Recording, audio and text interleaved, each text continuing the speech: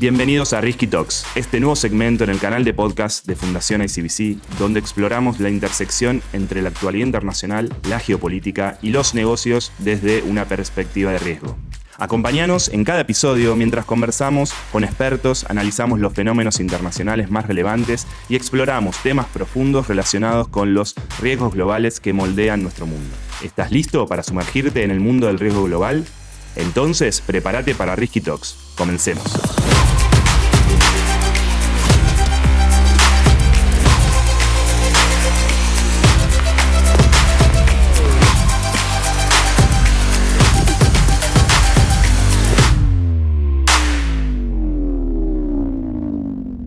Hola, ¿cómo están? Estamos en un nuevo episodio de Risky Talks, después de varios episodios tratando temas tan interesantes para el mundo de los riesgos globales, y siempre en compañía de dos grandes colegas y amigos. Julieta Selikovic, ¿cómo estás? Hola, un gusto de nuevo encontrarte. Y Esteban Actis. ¿Cómo va, Esteban? ¿Qué tal ese? Un gustazo estar nuevamente con ustedes. Hoy tenemos con nosotros a un invitado especial, a un amigo de la casa, Mariano Tursi, para hablar de un tema que viene trabajando desde hace tiempo, la geopolítica de los alimentos. Recientemente publicó un documento en el CARI al respecto, así que les sugerimos que vayan y lo consulten. Desde guerras que alteran el trigo hasta el cambio climático que sacude cosechas, vamos a desmenuzar cómo lo que comemos define el poder global. Mariano, bienvenido al programa. Hola Ezequiel, hola Julieta, hola Esteban, ¿cómo están? Gracias por la invitación. Un gusto, Mariano, un gusto tenerte acá. Empecemos por el principio, geopolítica de los alimentos. ¿De qué hablamos cuando decimos que los alimentos son un vector geopolítico? ¿Qué significa eso en concreto, Mariano? ¿Por qué es tan crucial hoy? Bueno, mira, geopolítica de los alimentos significa que hoy en día, a diferencia de cómo fue en la primera mitad del siglo XX, si querés, o en otro momento, los alimentos definen el poder, ¿sí? Los países productores de alimentos pueden transformar ese diferencial de producción en cuotas de poder mundial. ¿Por qué? Porque por demografía, hoy en día los alimentos se han vuelto geopolíticamente importantes. Es decir, vos tenías el mismo rol que tenía la provisión de energía y de petróleo en el siglo XX para la potencia dominante, lo tiene hoy los alimentos. Digo, no es que la energía no esté, pero además se agrega como vector alimentos para las potencias dominantes del siglo XXI, ¿sí? Caso China, caso India, por ejemplo. Entonces, hoy en día, si vos sos productor de alimentos, como es el caso de Argentina, vos lo que vas a tener es una situación donde tu poder, tu importancia relativa en el sistema aumenta.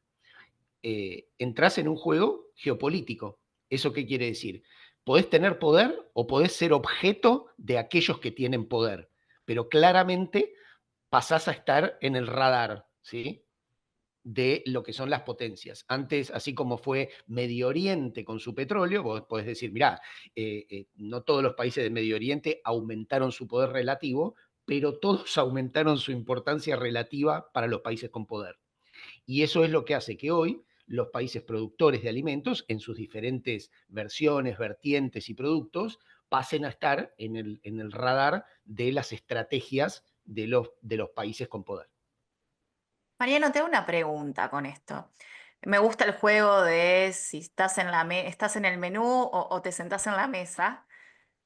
Los, los países productores, que vos decís, pasan a estar en el radar, ¿pueden generar sus propias estrategias de incidencia a partir de sus recursos como productores de alimentos?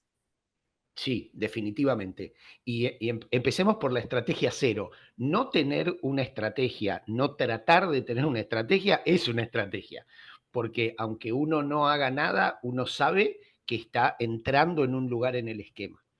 Por supuesto, no todas las estrategias, no tenés, por más que tengas el recurso y la importancia, podés no tener la capacidad de transformarlo en estrategia, eso seguro, ¿sí?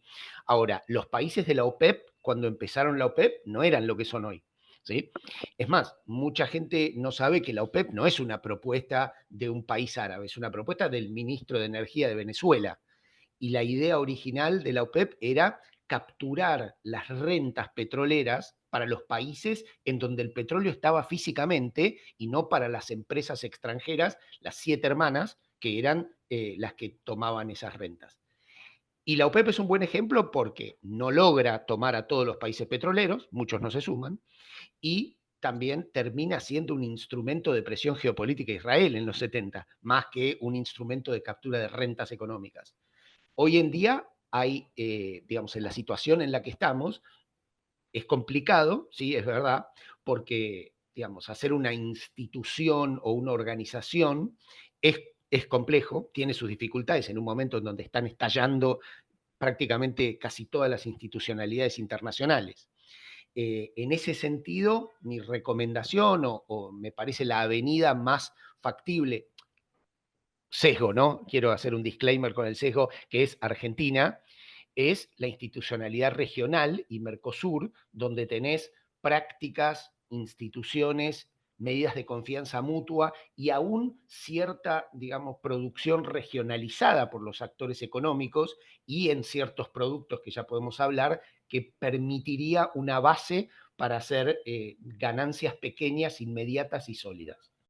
Ahí, Mariano, vos diste la tecla. Creo que cuando uno mapea a los actores de esta idea de geopolítica de los alimentos, uno claramente piensa en los estados, aquellos que son productores, pero ¿cuál es el vínculo con los grandes traders, las grandes multinacionales, que son que justamente la que, bueno, comercializan y son un actor clave? Estoy pensando, no sé, en Bunge, Cargill, Cargill, ADM. Trafigura, ADM, digo, ¿cómo es el vínculo? ¿Cuál es la cuota de poder de estos actores? ¿Cómo se presionan mutuamente?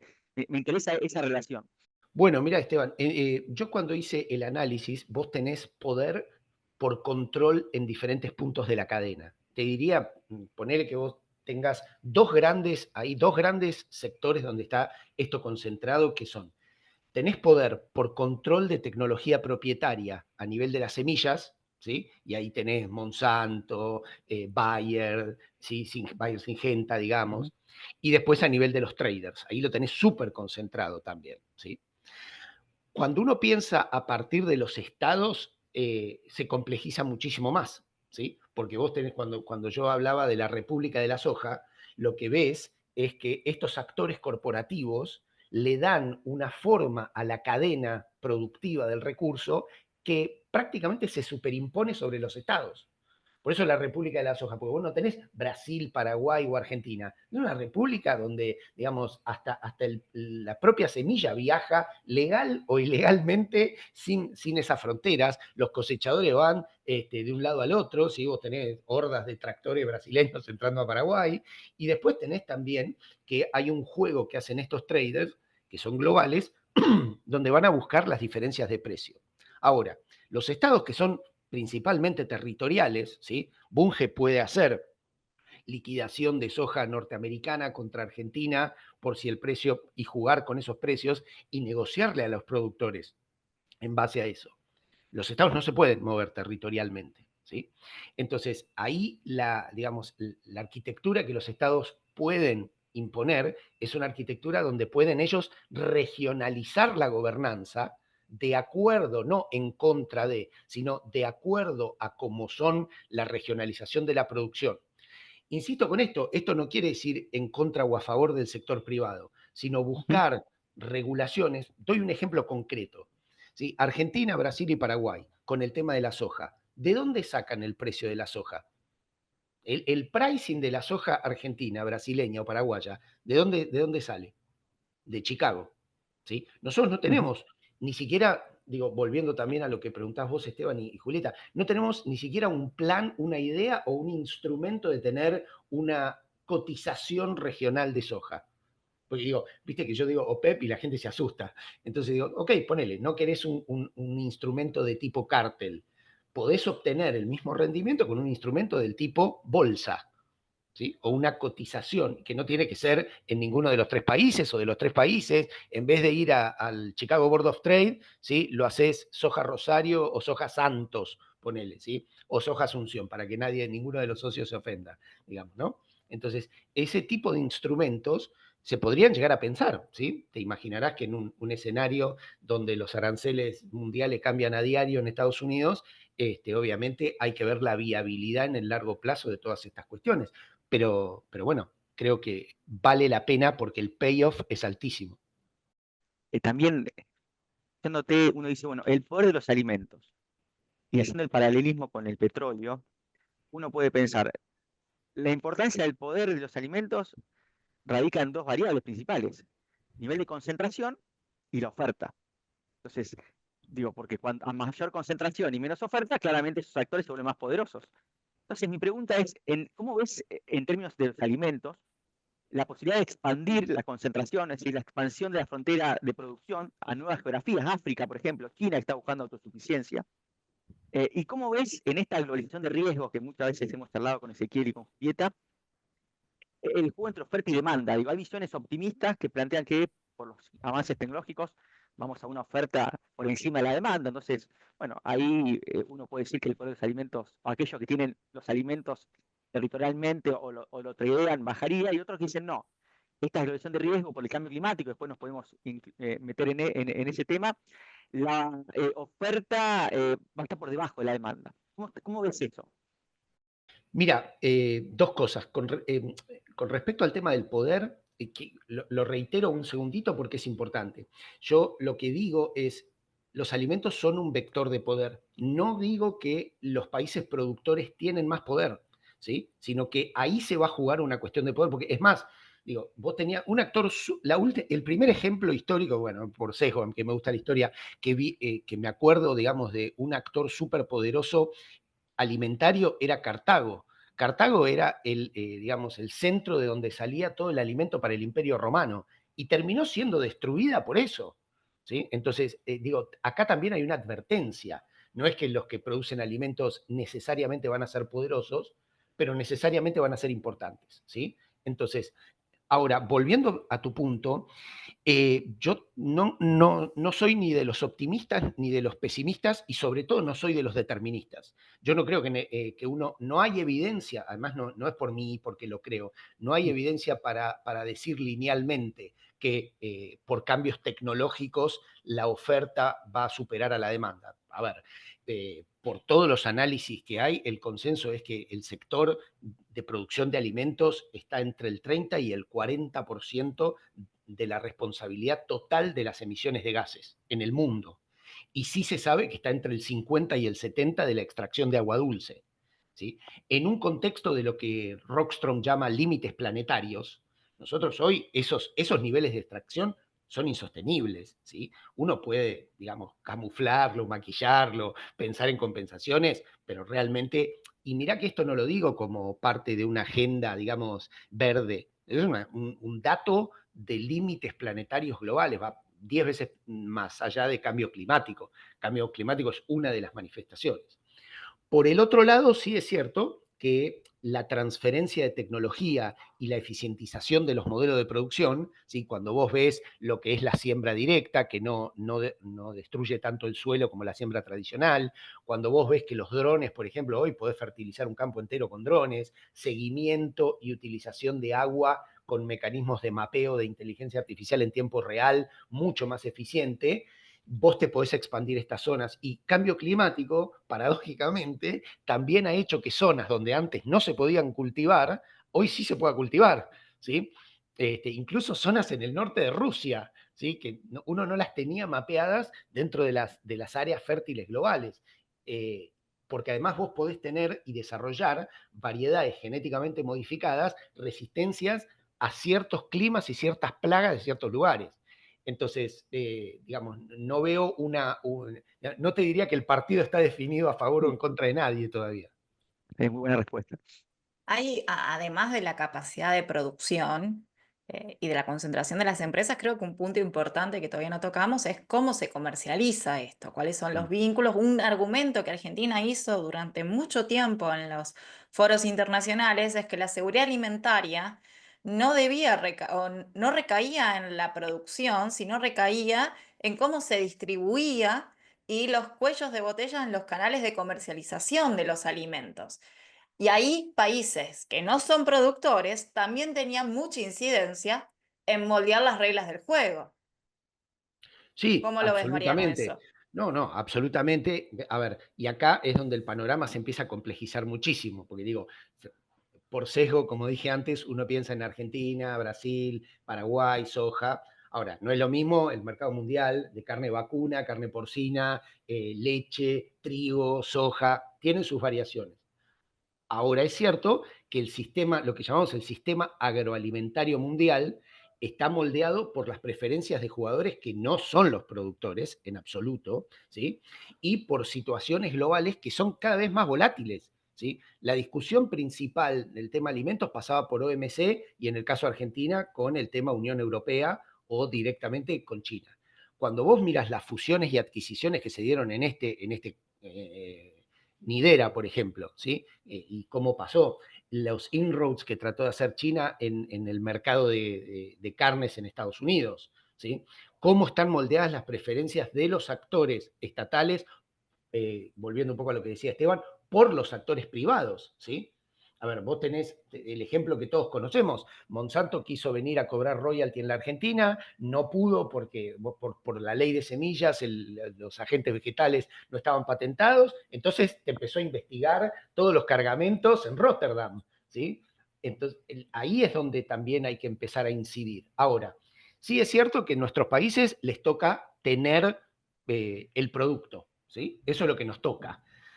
¿Cómo vas a transformar eso en valor agregado y en poder? Eso depende de nosotros. Siempre doy un ejemplo que es la triple frontera. Por la triple frontera se mueve muchísimo del know-how, de la semilla, y además es una zona donde coincide también parte, no directamente, pero parte. Ahora, nosotros no tenemos un Silicon Valley de la genética en la triple frontera. Nunca hicimos apalancamiento en todo lo que vendemos para generar una universidad de punta trinacional donde la gente venga a estudiar este tema acá, ¿sí? No le extraemos rentas a China ni a Estados Unidos, bueno, Estados Unidos no tanto, ni a Europa, para empezar a hacer, y mirá que se hacen enormes desarrollos biotecnológicos en la Argentina, y en Brasil también, ¿sí? Y en Paraguay un poco menos, pero también. Entonces digo, esa idea no tiene que ser, bueno, nos transformamos en la OPEP o hacemos una, digo, ahí tenés poder político. Con la del otro instrumento tenías el de la bolsa, tenías poder económico y de trading. Acá tendrías poder tecnológico y de know-how. ¿Sí? Entonces, pero esa es una decisión de tratar de convertir la situación de importancia económica en influencia política o académica. Tiene que ver, Mariano, esto con está este relato y en tu documento que elaboraste en el CARI aparece el imaginario de Argentina, granero del mundo. Todos estos recursos, líneas de acción que nos estás mencionando y que son fascinantes, ojalá que tengan incidencia. O nos llevan a pensar que Argentina o Mercosur como supermercado del mundo. Sí, cuando Fernando Vilela habla de mercado del mundo, de supermercado del mundo, lo que él, más que nada, la idea de él era, bueno, hagamos una cosa, no vendamos el poroto, vendamos algo con mayor valor agregado. Y eso claramente es algo importante que tenemos que hacer. Ahora, cuidado con esto porque no es un deseo, es una necesidad. El complejo agroindustrial de procesamiento de aceite vegetal más eficiente del mundo, que es el que está en Rosario, enfrentaba hasta hace unos años una amenaza estratégica clave, porque China había empezado a construir complejo de procesamiento de aceite vegetal con el objetivo deliberado de volver a comprar grano y agregar el valor en casa, ¿sí? Esto, pero parece los ejemplos de la lana sucia o la lana lavada que hacía Gran Bretaña con Argentina, ¿sí? Y es lógico, porque ese agregado de valor es una captura que hay que ir a hacer. Lo que hay que entender acá es que los actores públicos o privados, esto no es una cuestión que surge de la bondad y de la cooperación, ¿sí? Es un escenario, y bueno, no se los tengo que decir a ustedes que lo analizan a diario, es un escenario cada vez más competitivo. Ya pasamos de la competencia, está todo bien, y el conflicto ya lo pasamos, ahora estamos directo en confrontación. Y Entonces requiere necesariamente de medidas de esta naturaleza. me parece que hay algunas señales de alerta que son importantes. Antes mencionaste la regulación de propiedad intelectual sobre semillas. Hay otros temas que vienen adentro de los acuerdos comerciales, incluso acuerdos que se nos presentan como benignos, que generan alertas en esta idea del autoabastecimiento alimentario, de la capacidad de agregar valor. Pienso en el caso de Perú con la exportación de papa.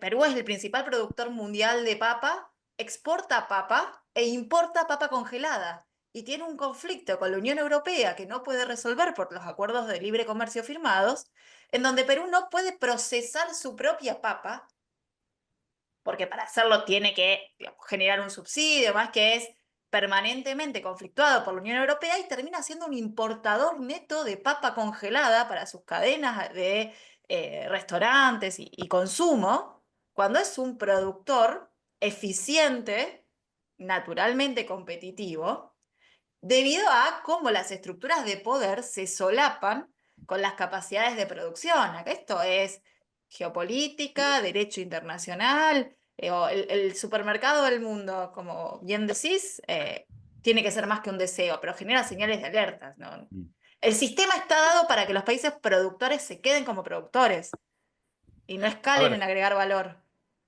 yo en algún momento les diría esto, si me permiten. Es el supermercado del mundo, pero estamos en un día de saqueos. Entonces, no es el supermercado de todos los Es días. buenísimo, es buenísimo. Entonces, tenés que entrar al supermercado y llevarte todo porque te van, si no te sacan tu carrito, ¿viste? O sea, no es que yo haya participado de saqueo, no quiero decir eso, El carrito después que pagaste.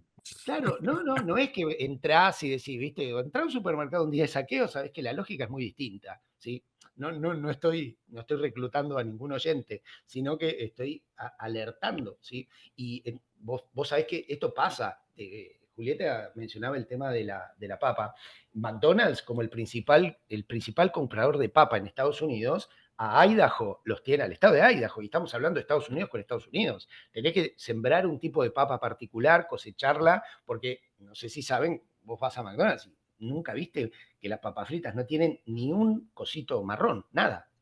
O sea, yo hago papas fritas en mi casa y tienen esos agujeritos, digamos, ¿no? Bueno, eso no pasa, porque es ese tipo de papa. Ahora, ¿cómo lo podés hacer? Bueno, tenés que entender, por eso Ezequiel me preguntaba al principio lo de geopolítica. No es más lo geo, este no es el mundo plano, ¿sí? El mundo es plano, ¿no? La verdad que no es nada plano, y aunque tengas eso, vas a salir perdiendo. El ejemplo de Cartago, el ejemplo de Perú, se multiplican al infinito con todos los países. Y la verdad es que la historia no es un buen track record para estos países, ¿sí? Los países que han tenido alimentos frente a los países que han tenido armas, en general come el que tiene el arma, ¿sí? Entonces, de otra manera, quizás, ¿sí? Pero tampoco, porque todas las salvaguardas institucionales que conocimos en los últimos 10 años y que vienen heredadas de muchos más, hoy se están desmantelando. Que el horror no te lo permita ver no quiere decir que no sea cierto y que la tendencia de acá a 5 años va a ser cada vez peor, porque de acá a los 5 años anteriores, hoy estamos en un peor lugar. Así que realmente es un tema muy importante, pero de primer orden para estos países. Quisiera tomar esto de la tendencia. La FAO, lo decís en tu documento, dice que para 2050 necesitaremos 60% más de alimentos. Y eso en un mundo que, como bien describiste, es más volátil. Proteccionismo que cierra fronteras, rivalidades entre potencias y hasta biocombustibles compitiendo con la comida, que tal vez eso sería algo que nos gustaría que desarrolles. ¿Y ahí qué estrategias ves como clave para que Argentina, o nuestra región mejor, enfrenten este reto? ¿Estamos preparados o vamos improvisando? ¿Cómo lo ves ese tema? Es difícil encontrar áreas donde uno pueda decir de Argentina que estamos preparados, pero en esta yo creo que hay, si querés, estructuralmente tenemos una ventaja, ¿sí? Porque la capacidad de coordinación con los productos alimentarios, por cómo está regionalizada la cadena en el Cono Sur, podría ser un punto de partida. Pero insisto, eso es la parte geo. La parte política implica voluntad, ¿sí? Por eso el tema de la geopolítica es transformar la situación determinada que tenés en un activo real. A ver, a Argentina le está pasando por todos los costados. Tenemos vaca muerta. ¿Tenemos vaca muerta qué? O sea, gracias a que Arabia Saudita tiene petróleo, nunca en la vida va a ser una democracia. Así que no es algo buenísimo per se. Es como vos lo creás. ¿Por qué? Porque Estados Unidos dice, ¿dónde está el petróleo? Acá. A mí no me conviene que este país sea democrático, porque mañana había un tipo, como le pasó a Irán, ¿sí? Irán, digamos, hubo un golpe de Estado de la CIA y la British Petroleum. Esto es todo desclasificado, ¿me entendés? No es que me lo acercaron mis amigos del Partido Son Obrero. teorías Esto conspirativas, no, está para nada. desclasificado porque fue en los años 50, ¿sí? Y se instaló un régimen después que generó un Khomeini después. Entonces, esto ocurre. Litio, fíjate que también lo tenés con litio. Pues decís, tenemos el triángulo del litio, está bien, pero ni hablar de hacer las baterías acá, ni hablar de transferencia tecnológica, ni hablar de el pricing de los mercados de vehículos eléctricos. Entonces, tenemos la soja, sí, ok, pero creo que hay en el cono sur, vos lo que tenés son dos cuestiones, estructurales y más coyunturales, Ezequiel. Las estructurales son que tenés, como que te dijera, una práctica de coordinación o cooperación, ¿sí? Argentina ya ha coordinado con Paraguay y con Brasil, y Brasil con Paraguay, sobre recursos naturales, Yacyretá, Itaipú, tenés un montón. El propio Mercosur ha actuado como un piso alto. No estamos en el mejor momento, si querés, pero es un piso alto. Es como un matrimonio que atraviesa un problema, ¿sí? ¿Es un problema? ¿Estás en un mal momento? Sí, pero seguís siendo un matrimonio. Entonces, eso genera una... Y la segunda es que el mundo está cada vez peor, ¿sí? Porque si vos tenés aranceles entre China y Estados Unidos que están subiendo, y uno podría pensar, por lo menos, primero, uno podría pensar, después tiene que analizar y después decidir, ¿sí? Son 13 instancias, pero que soja norteamericana a China, en realidad no tenemos evidencia para creer que van a aumentar, ¿sí? Ahora, sí es cierto que, digamos, así como China no se va a quedar con excedente de autos eléctricos, Estados Unidos no se va a quedar con excedente de soja. Entonces vas a enfrentar otros competidores en otros mercados. Tenés tendencias encontradas, ¿sí? Hoy los análisis a nivel mundial es que vamos a una fragmentación geoeconómica, esto lo ha dicho el FMI. Uno puede pensar esa fragmentación geoeconómica en muchos sectores de mercado, en bienes industriales, en cadenas de valor. Ahora, en el caso que esto se profundice, digo, y las tendencias últimas de Trump 2 así parece indicar que vamos a un mundo fragmentado en términos geopolíticos que condicione la economía. ¿Cómo es el mercado alimentario global? Digo, para un país como Argentina, que tenemos nuestros negocios en China, las líneas geopolíticas pueden condicionar los mercados que son físicos, que hay demanda que tracciona. ¿Cómo ves la reconfiguración de un mercado que ha sido globalizado en los últimos años muy claramente, donde hay una demanda y una oferta totalmente global, con una cadena, como bien decía Julieta, de producción, procesamiento? ¿Cómo estás viendo, si vos tenés que hacer un escenario futuro, y acá nadie tiene la bola mágica, y sabiendo que la evidencia empírica es confusa y no es, pero ¿cómo ves de acá a 5 años, ya que dijiste la cuestión temporal, esa cuestión en el mundo actual? Yo lo veo mucho más complicado y mucho más difícil, porque hay cosas que vas a tener, seguro, ¿sí?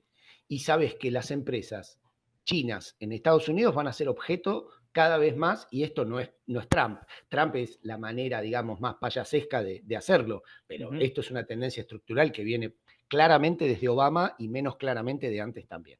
Ahora, esas empresas, muchas están invertidas en agroalimentos, ¿sí?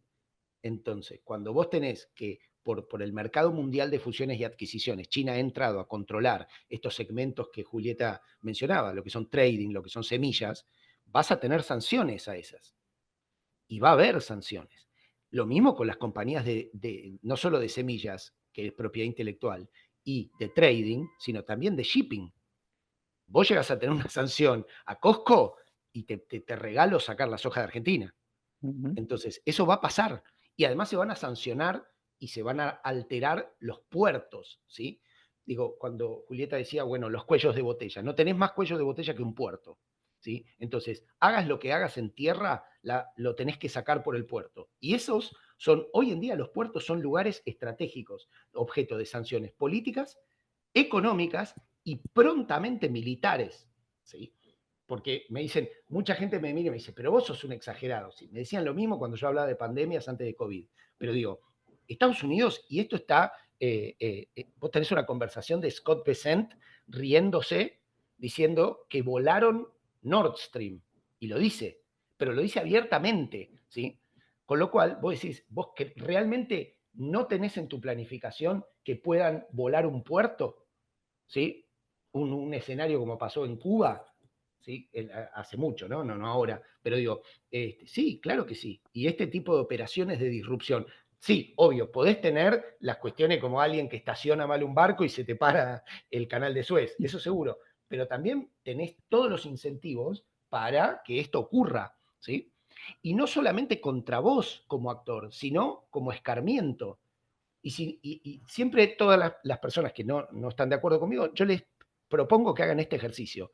Si vos no fueras Argentina, si vos fueras Estados Unidos, ¿sí? Y ves que Argentina le exporta soja a China, y vos querés cortar eso porque te va en contra de apretar a China, ¿no considerarías un ataque o una represalia de algún tipo a Argentina? Por supuesto que sí. A ver, el ejemplo más reciente que se me ocurre es cuando Carter decretó el embargo cerealero a la Unión Soviética, Argentina le siguió vendiendo, triangulando vía Holanda, pero le siguió vendiendo. Y no sé si recuerdan que en los años 70 el gobierno que estaba en la Argentina no era precisamente prosoviético. Ujú.